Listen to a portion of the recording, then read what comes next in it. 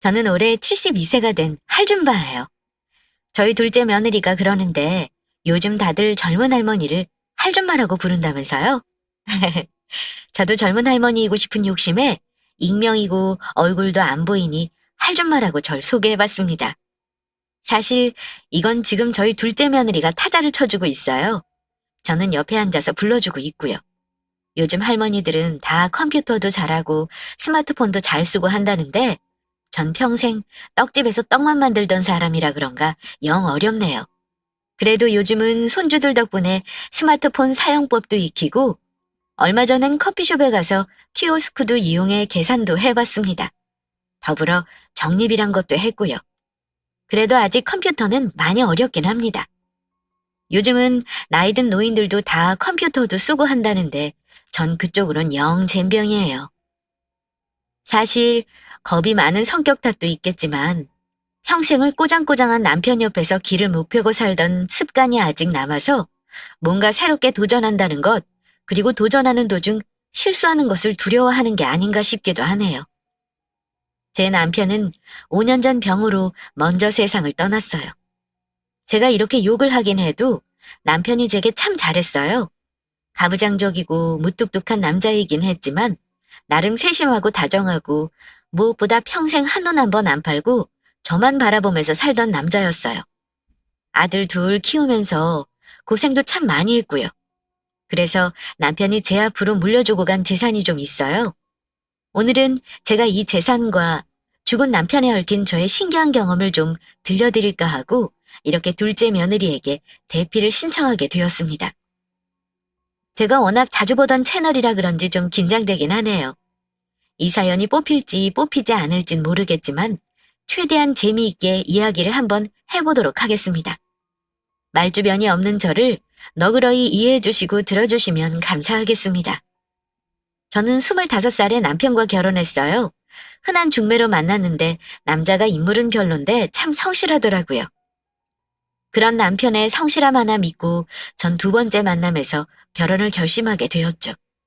남편은 그때 당시 방앗간을 했어요. 꽤 잘 사는 집 아들이었던 남편의 부모님이 결혼하고 차려주신 거였죠.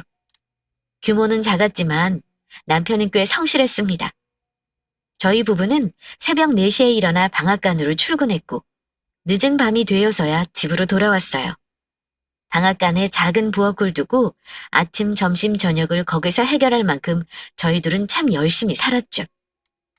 두 사람이 궁합이 잘 맞았는지 운대가 잘 맞았는지 처음엔 작은 방앗간으로 시작했던 구멍가게를 조금 넓히게 되고 나중엔 떡집을 겸하게 되고 떡집이 입소문이 나면서 그 주변 지역에선 꽤 이름 있는 떡집으로 자리 잡아갔습니다.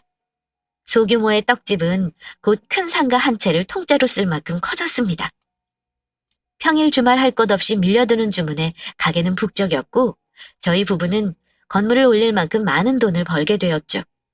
저희 부부가 첫 건물을 올린 것이 첫 애가 중학교 들어갈 무렵이었으니 아마도 결혼하고 17년 되고서였나 봐요. 하여튼 저희는 그때도 밤낮 없이 일했습니다. 인부를 쓰긴 했지만 저희가 직접 만드는 것과 맛이 다르기에 그 맛을 유지하기 위해 밤낮 없이 최선을 다했고 저희 떡집은 다른 지역에서도 주문을 할 만큼 유명해졌죠. 그렇게 시간이 지나 저희 건물은 한 채에서 두 채가 되고 두 채에서 세 채가 되었습니다. 그렇게 고생을 하는 사이에 저희 부부 사이는 어땠냐고요? 성실함이 장점이었던 남편은 참 많은 단점을 가진 사람이었습니다. 낭만적이거나 자상하다거나 하는 것은 기대도 못했고요. 아침엔 일어나면 물을 떠다 받쳐야 했고 삼시세끼 꼭 갓 지은 쌀밥을 대령해야 했어요. 그렇게 아침 저녁으로 고생한 부인에게 고맙다는 말, 수고했다는 말, 피곤하지라는 따뜻한 위로 한번 건넨 적 없는 정말 가부장, 그 자체인 남자였죠. 지금 생각하니 그래 다른 사람들처럼 밖에서 술 안 먹고 바람 안 피우는 게 어디냐 하며 그 무뚝뚝함을 참고 살았던 세월이 참 기네요. 그런데 남편은 제가 원하지도 생각지도 않던 방법으로 그 긴 세월을 보상해 주었습니다. 제가 45살이 되던 해였어요. 무심하게 툭 제게 서리봉투를 건네더군요. 여보, 이게 뭐예요? 아, 보면 몰라? 퉁명스럽게 던진 말에 봉투를 열어보았습니다. 그 봉투엔 무슨 서류가 산더미처럼 들어있었는데 열어보니 대충 건물과 집 그리고 가게를 모두 부부 공동 명의로 돌려놓은 문서였어요. 사실 어차피 요즘 같은 시대야 소송하면 그 재산 모두 분할받을 수 있지만 저희 때는 그랬나요? 그냥 안 주면 못 받는 거고 그런 줄만 알고 살았는데 사실 이혼할 마음도 없었지만 남편의 그런 행동이 제게는 큰 선물 같았어요. 마치 저를 믿고 한 사람의 동반자로 인정하고 있다는 속뜻이 들리는 것만 같았죠. 지금까지 고생한 것이 고맙다는 남편의 무뚝뚝한 마음 표현 같아 하염없이 눈물만 흐르더군요. 저는 그 서류를 잡고 펑펑 울었어요. 그러자 남편이 아, 왜 울고 난리야? 하더니 제 곁으로 와서 그러더군요. 그동안 고생 많았어. 우리 조금만 더 고생하자고. 애들 다 키우고 장가 보내고 나면 시골에 별장도 짓고 당신 좋아하는 채소도 키우면서 응? 살면 좋지 않겠어? 더듬더듬 말하는데 남편의 딱딱한 마음속 진심이 어찌나 따뜻했는지 지금도 잊히지 않습니다. 알겠어요. 우리 꼭 그렇게 살아요. 저는 그리 말하며 눈물을 닦고 환히 웃었죠. 그 후에도 저희는 정말 최선을 다해 살았어요. 밤낮 없이 일하고 아이들을 바르게 키우기 위해 노력했습니다. 그렇게 시간이 흘렀고 장성한 두 아들은 1년 텀을 두고 나란히 결혼하게 되었어요. 첫째 며느리는 똑부러졌어요. 꽤 똑똑하고 야무진 구석이 있는 아이였어요.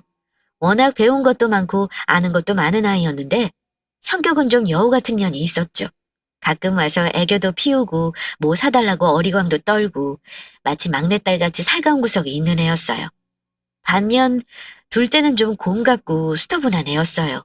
대신 묵묵하고 무거웠죠. 첫째와 둘째 며느리가 바뀌었으면 참 좋았겠다 싶을 만큼 두 며느리가 참 달랐어요. 그래도 뭐 어때요? 어떤 며느리든 아들과 잘 살아주면 감사한 거죠. 저희 부부는 둘 다 내 자식 하나 더 생긴다 생각하고 제 자식처럼 아끼며 살자고 다짐했습니다. 그렇게 둘째의 결혼식을 마친 날 밤, 남편은 몇 년 동안 한 번도 꺼낸 적 없던 이야기를 다시 꺼냈습니다. 그때 약속했던 거, 땅 샀어. 전 하도 오래전 일이라 까맣게 까먹고 있었지 뭡니까? 그래서 제가 물었죠. 뭔 말이에요? 우리 늙으면 집 지어서 내려가기로 했잖아. 그거 땅 샀어. 아주 넓어.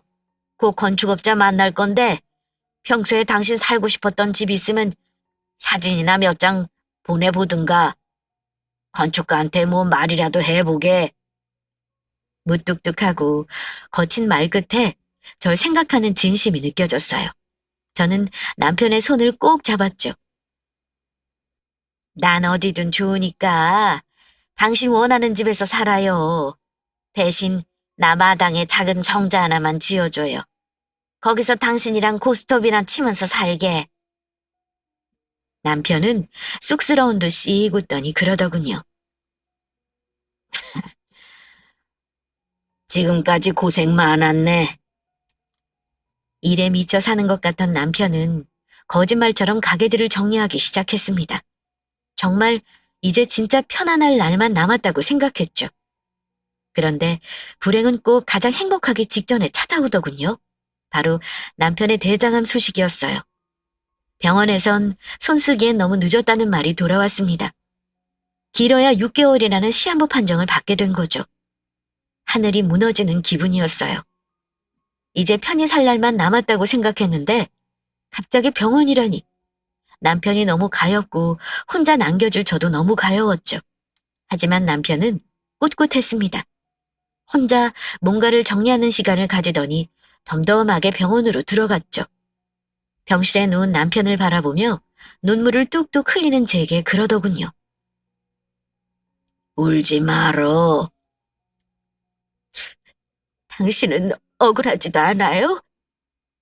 그렇게 열심히 살았는데. 그러자 남편이 그러더군요. 사람 다 죽는 거야. 그냥 좀 더 빨리 가는 거지.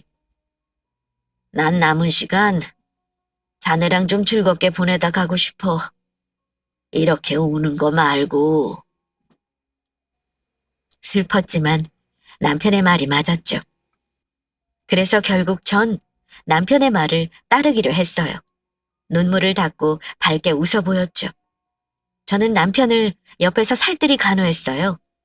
늙은 몸에 지치기도 했지만 남편의 곁을 떠나고 싶지 않았습니다. 그런데 참 그날 밤은 기분이 이상했어요. 한밤중에 잠에서 깨어난 남편이 절 부르더군요.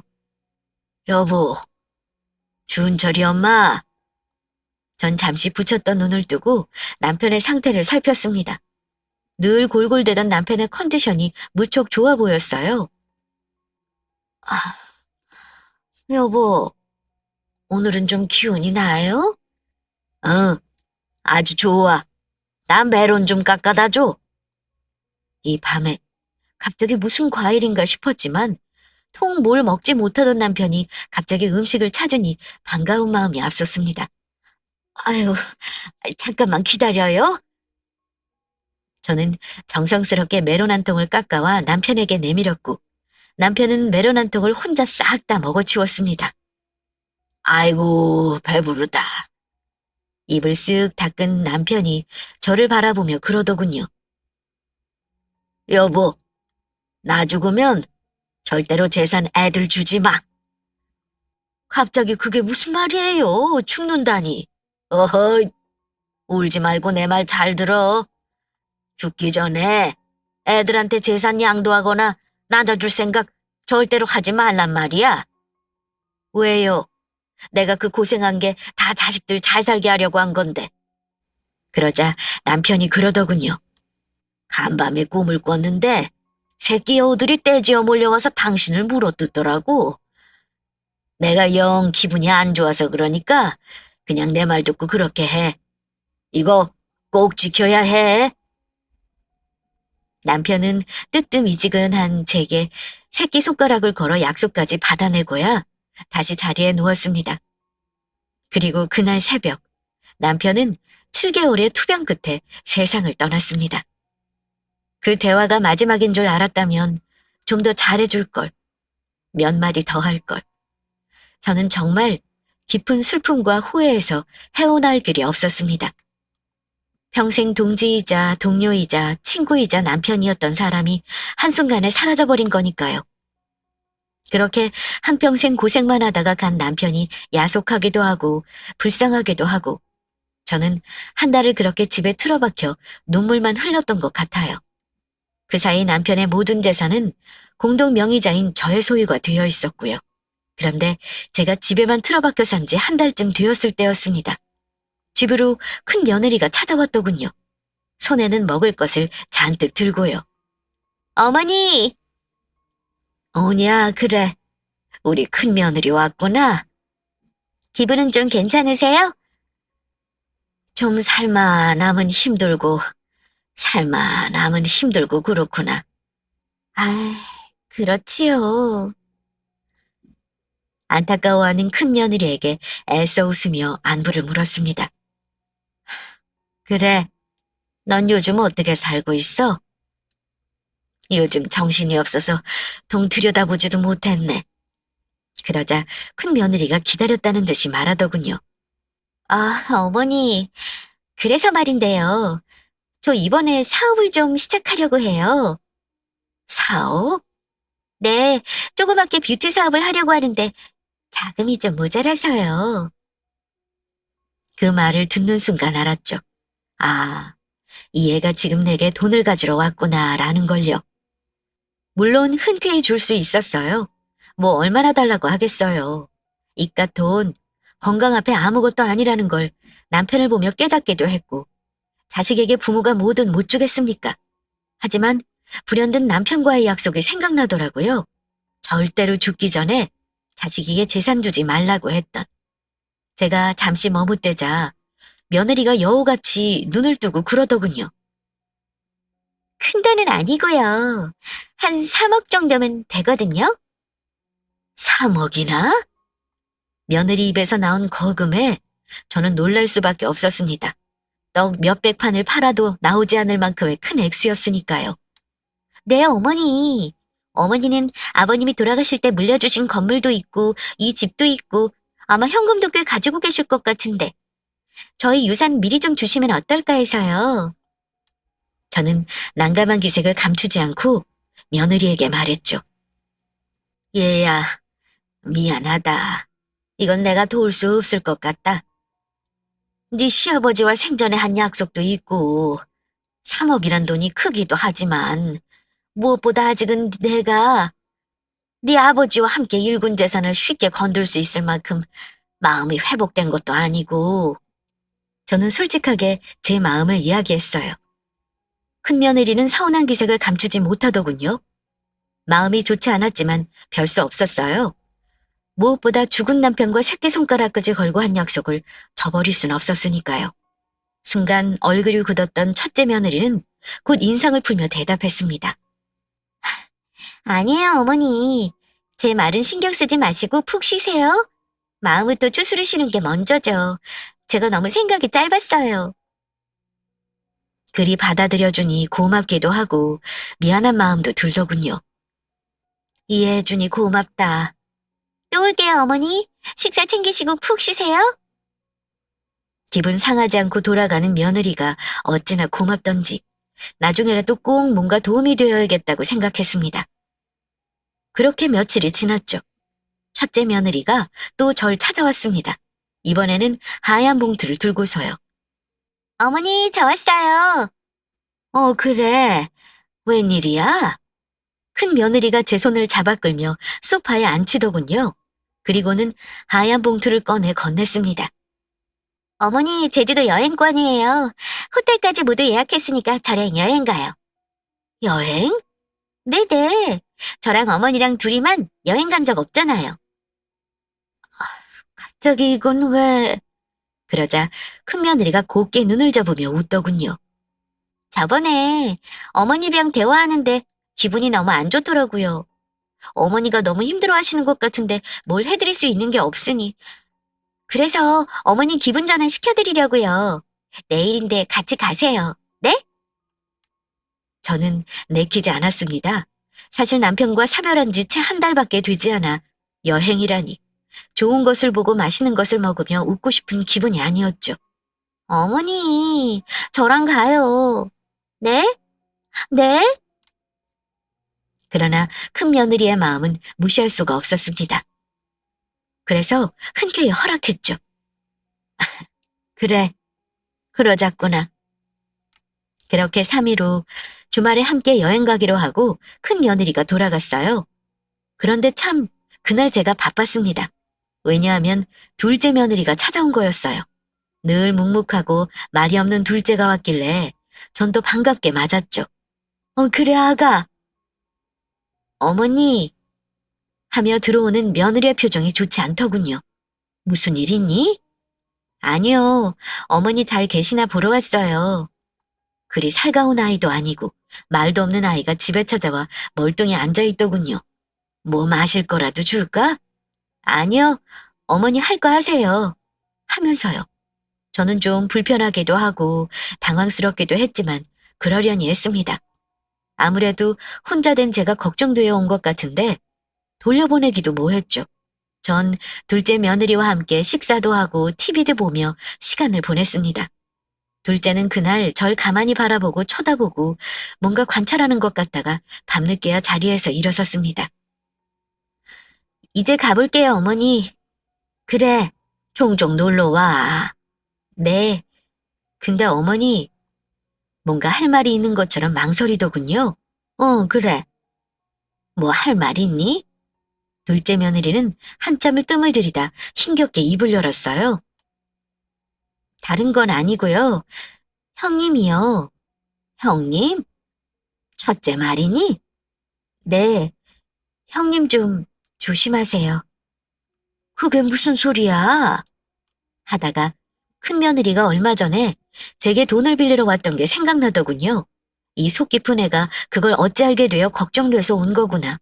그제야 둘째가 왜 와서 하루 종일 제 곁에 붙어 있었는지 이해가 가더군요.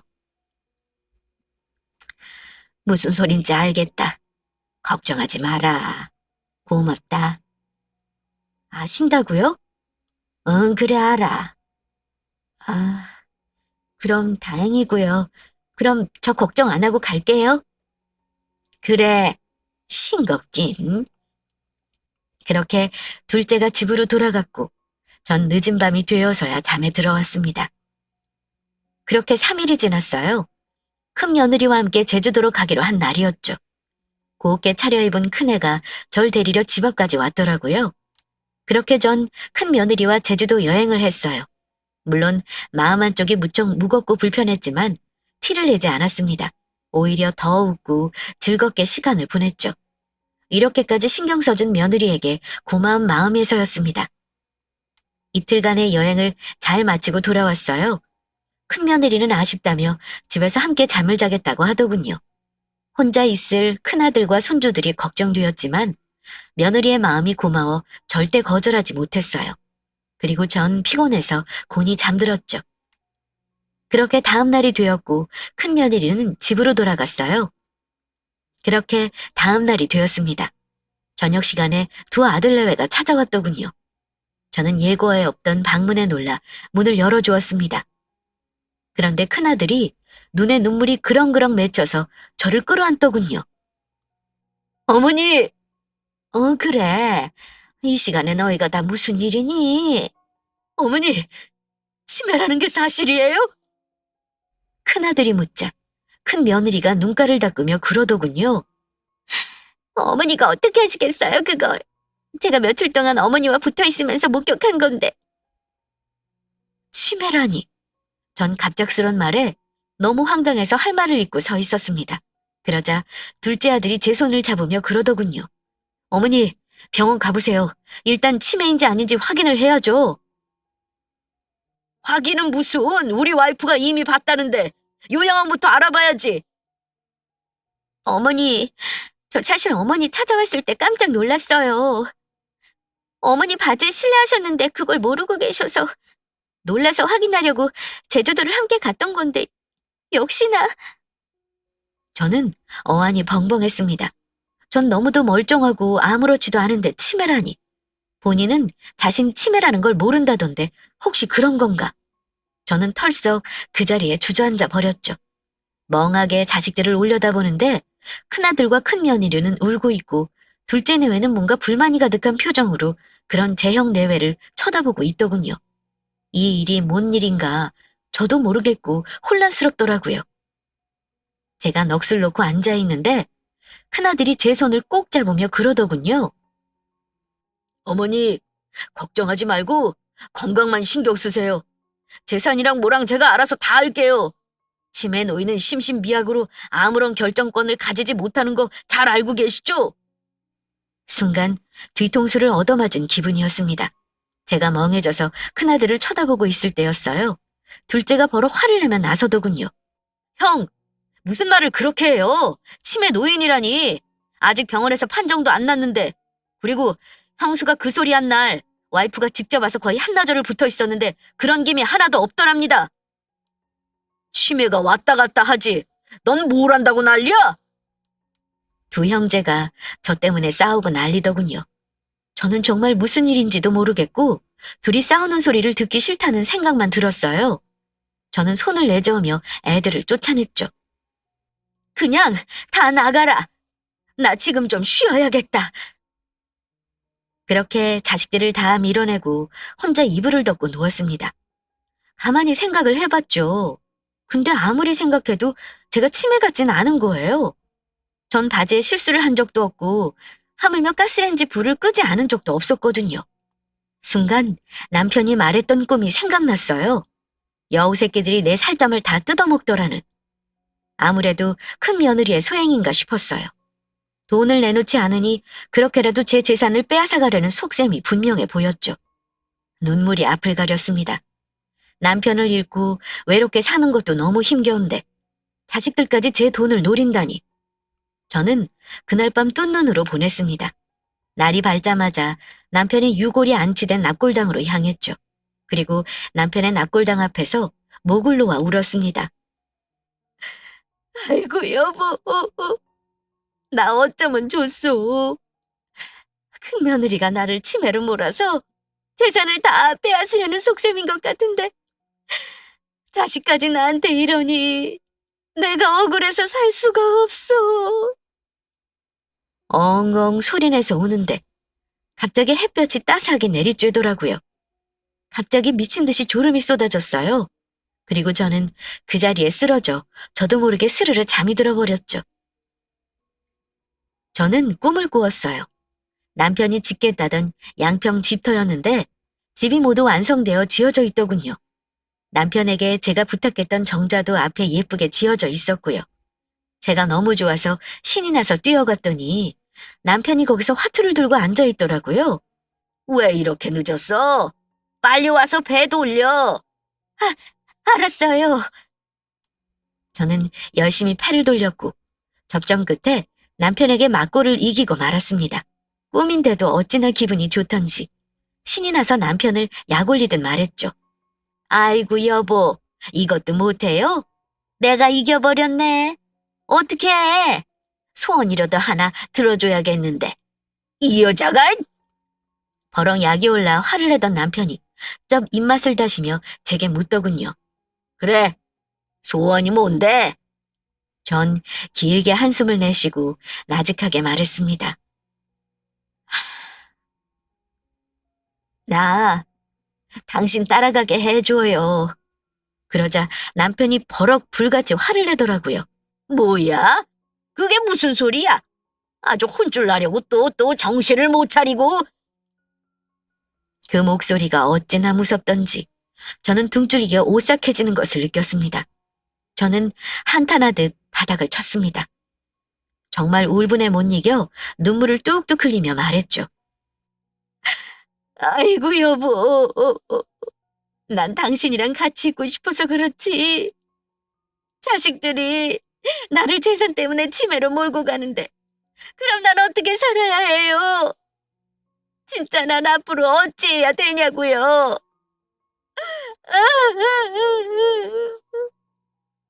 제가 그리 울부짖자 길길이 날뛰던 남편이 털썩 주저앉아 제 손을 잡더군요.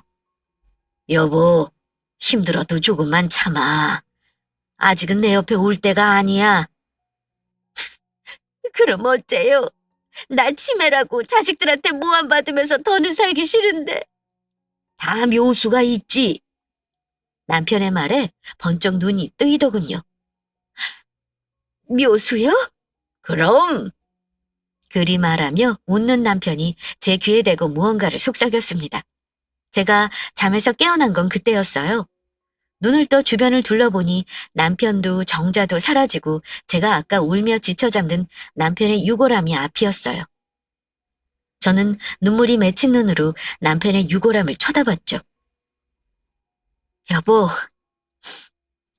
당신이 알려준 대로 한번 해볼게요. 저는 그 길로 서울의 큰 병원으로 향했습니다. 그리고 남편이 말해준 의사 선생님을 찾았죠. 잠시 앉아 기다리고 있는데 흰 가운을 입은 중년 남자가 저를 발견하고 뛰어오더군요. 아이고, 형수님 오셨어요? 저를 반갑게 맞아주는 의사 선생님의 얼굴이 낯익었어요. 바로 남편의 고등학교 후배였어요. 그렇게 자주 보고도 이렇게 큰 병원의 의사인 줄은 꿈에도 몰랐는데 저는 놀라 눈을 키웠습니다. 그리고 곧 제가 찾아온 이유를 말했죠. 저 치매가 아니라는 진단서를 받고 싶어요. 그건 왜요? 쓸 곳이 있어서요. 꼭 좀 부탁드립니다. 제가 의사 선생님의 손을 꼭 잡고 간곡히 말하자 의사 선생님이 웃으며 말했죠. 형수님, 그건 너무 쉬워요. 그냥 검사만 하면 되는걸요. 오늘 곧바로 검사하고 제가 손 쓰면 오늘 내로 검사 결과지 받아보실 수 있어요. 저는 치매 검사를 마쳤고 설마 진짜 치매라도 걸렸을까봐 검사 결과가 나오는 내내 심장을 졸였습니다. 하지만 검사 결과지는 당연히 예상한 바였죠. 전 치매가 아니었고 아주 정신이 건강하다는 결과가 나왔죠. 전 검사지를 들고 그 길로 변호사 사무실로 향했습니다. 제 손에는 인감도장과 건물계약서가 들려 있었어요. 제가 사무실에 도착해 앉아 있는데 둘째 며느리와 아들이 헐레벌떡 뛰어오더군요. 어머니, 어디 다녀오신 거예요? 나 잠깐 바람 좀 쐬고 왔다. 여기 앉아라. 전 침착하게 놀란 둘째 아들 내외를 앉혔습니다. 그리고 건물 세 채의 명의를 둘째의 앞에 물려주겠다는 내용에 사인했죠. 그리고 남편이 남기고 간 부동산 중 아파트 한 채, 그리고 양평 땅만이 제 앞으로 남은 상태였죠. 어머니, 이걸 왜 갑자기... 둘째네는 갑작스런 제 결정에 무척 놀란 기색이었습니다. 저는 꿈속 남편의 말을 다시 상기했죠. 둘째네는 애들이 얕지 않고 착해. 게다가 애들이 강단도 있지. 내가 첫째를 염두에 두고 절대로 유산 주지 말라고 한 거야. 그러니까 재산은 우리 둘째에게 다 넘겨. 첫째네 하는 꼴을 보니 이번 일 잘 넘어가도 당신 계속 괴롭힐 것 같아. 남편의 말을 떠올리며 저는 며느리를 향해 입을 열었습니다. 너 그날 나보러 집에 와서 할 일 없이 있다간 그날 말이야. 네, 어머니. 그날 혹시 나 치매 걸렸는지 아닌지 확인하러 왔니? 그러자 둘째 며느리가 고개를 푹 숙이며 몸둘 바를 몰라 하더군요. 저는 둘째 며느리의 등을 토닥이며 말했습니다. 괜찮으니 솔직하게 말해봐. 그러자 며느리는 그제야 사실을 이실직고하기 시작했습니다. 어머니 혹여 상처받으실까봐 조심스러워서 말씀도 못 드리고 저희도 속앓이 많이 했어요. 사실은 형님이 절 찾아오셨더라고요. 어머니 치매 걸리셨다고. 집에 찾아갔는데 자기를 알아보지도 못하고 막 우시는데 처음엔 저도 놀랐어요. 그런데 아무래도 이상한 거예요. 정정하시던 어머니가 갑자기 치매라니. 전조 증상도 없었는데 그럴 리가 없을 것 같고 평소 형님 성격을 제가 모르는 것도 아니고 아무래도 이상해서 제가 직접 확인하러 갔던 거예요. 이미 눈치는 채고 있었지만 억장이 무너지는 기분이었습니다. 역시 첫째 며느리가 절 찾아왔던 그날 제가 재산을 내놓지 않자 계략을 짠 거였던 거죠. 둘째 며느리는 한숨을 크게 내쉬고 말을 이었습니다. 그런데 제가 가서 보니 어머니가 평소와 너무 다름이 없으신 거예요. 그래서 확신했어요. 형님이 아무래도 거짓말을 하고 있구나 하고요. 근데 또 제주도를 다녀오시고는 어머니가 치매가 확실하다는 거예요. 도저히 화가 나서 저도 정말 그랬구나. 그러자 둘째 아들이 불쑥 화를 내며 끼어들더군요. 근데 형도 너무하잖아요.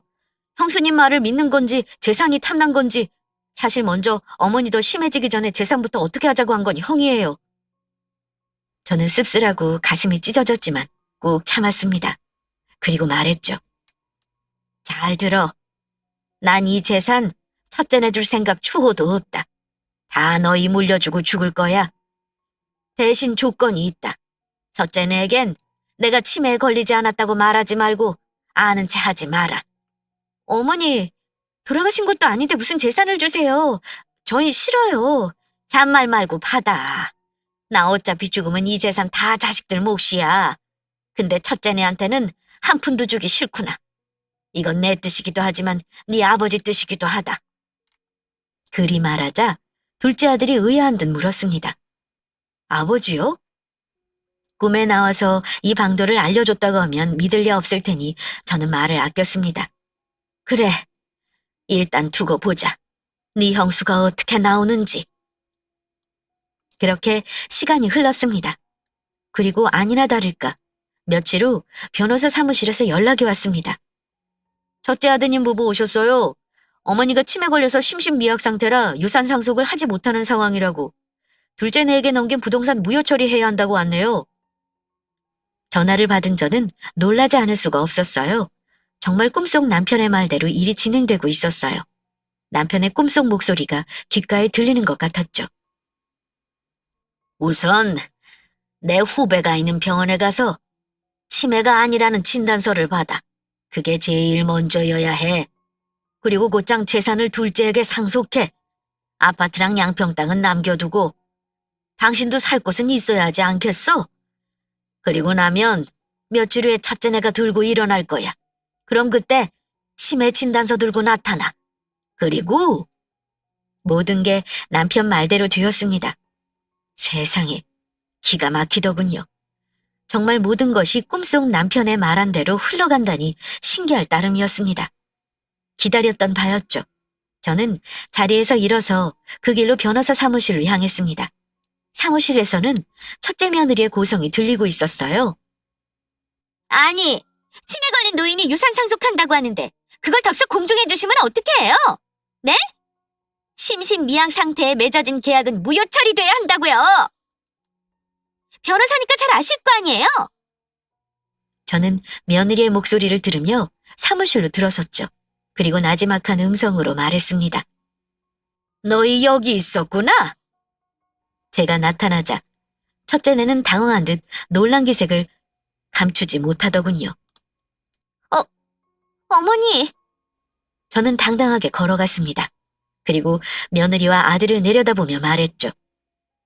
내가 치매에 걸린 심신미약 상태면 유산 상속이 무효가 된다고? 그러자 첫째 며느리가 울상이 되어 그러더군요. 네, 어머니. 솔직히 너무하세요. 어떻게 치매에 걸리셨다고는 해도 그 많은 재산은 둘째네만 주실 수 있으세요? 저 사업한다고 돈 필요하다 때는 그렇게 매몰차게 딱 자르시더니. 저는 황당해서 웃음이 나왔습니다. 그래서 제가 말했죠. 그래서 내가 치매에 걸렸다고 거짓말했니? 네? 어머니가 잘 모르셔서 그러나 본데 그거 거짓말 아니에요. 어머니 저 기억도 못하시고 바지기까지 신뢰하시는 걸 똑똑히 봤다고요. 딱 잡아떼는 모습이 가증스러웠습니다. 그래? 전 여유롭게 웃으며 병원에서 미리 떼놓은 서류를 내놓았습니다. 그런데 어쩌니? 나 치매가 아닌데. 치매는 네가 걸린 것 같구나. 제가 확인서를 내밀자 첫째 며느리 얼굴이 사색이 되더군요. 너 날 아주 우습게 본 모양인데? 전 변호사님을 불렀습니다. 저 변호사 양반. 네, 말씀하십시오. 내가 무식해서 모르는데 며느리가 내 재산 노리고 날 치매로 몰고 간 이 사건 형사처벌 대상입니까? 재산 편취 목적으로 행해진 거짓말은 사기죄에 해당합니다. 들었니? 사기죄에 해당한단다. 제가 그리 말하자 큰아들과 큰며느리는 그제서야 제 앞에 납죽 엎드려 싹싹 빌더군요. 어머니, 죄송해요. 제가 잘못했어요. 한 번만 봐주세요, 네? 엄마, 제가 잘못했어요. 전 진짜 엄마가 치매 걸리신 줄 알고 그런 거예요, 네? 엄마! 어머니, 제발요. 그리 싹싹 제 앞에서 비는 모습에 마음이 약해졌습니다. 제가 아무리 그래도 어떻게 자식을 사기죄로 고소하겠어요? 하지만 그냥 넘어갈 일은 아니었습니다. 아이들을 다시 보고 싶은 마음도 들지 않았고요. 난 둘째네 재산 모두 물려주고 싶다는 마음 변함없다. 너희 다신 보고 싶지 않으니까 내 앞에 다신 나타나지 마. 앞으로 어떤 일이 있어도 니들에겐 국물도 없으니까. 그리 말하고 변호사 사무실을 나왔습니다. 사실 한편으론 시원하고 한편으론 속이 쓰리더군요. 꿈에 나타난 남편의 묘책 덕분에 저는 제 재산과 저를 지킬 수 있었던 거예요. 정말 고맙고도 신기한 일이 아닐 수 없었어요. 그렇게 저의 치매 사건은 일단락되었고 첫째네는 아직도 한 번씩 저희 집 앞에 찾아와서 싹싹 빌며 울다 가고는 했어요. 지금도 그렇고요. 가끔 제가 마음이 약해질 때면 아직도 남편이 제 꿈에 찾아와요. 그리고 말하죠. 여우 새끼들한테 살 뜯어먹길 생각하지 말고 마음 단단히 먹어. 그럼 전 대꾸해요. 그래서 난 당신 곁에 언제 갈 수 있는데요? 그럼 남편이 그러죠. 내가 당신한테 못해준 게 해주고 싶은 게 너무 많았는데 눈을 감았어. 그거 다 하고 둘째한테 대신 다 받고 오려면 아직 한참 멀었어. 당신은 누릴 거 다 누리고 천천히 와. 늘 저는 베개를 적시며 잠에서 깨어난답니다. 그런데 얼마 전에 남편이 또 꿈에 나왔어요. 양평집이었는데 정원이 아주 예쁜 꽃이 피었더라고요. 거길 거닐던 남편이 절 바라보며 환히 웃으며 그러더군요. 이 꽃이 당신을 닮아 아주 예뻐. 봄 가기 전에 한번 보러 와. 그날 저는 꿈에서 깨어나자마자 둘째 며느리의 차를 타고 그날 양평부지로 향했습니다.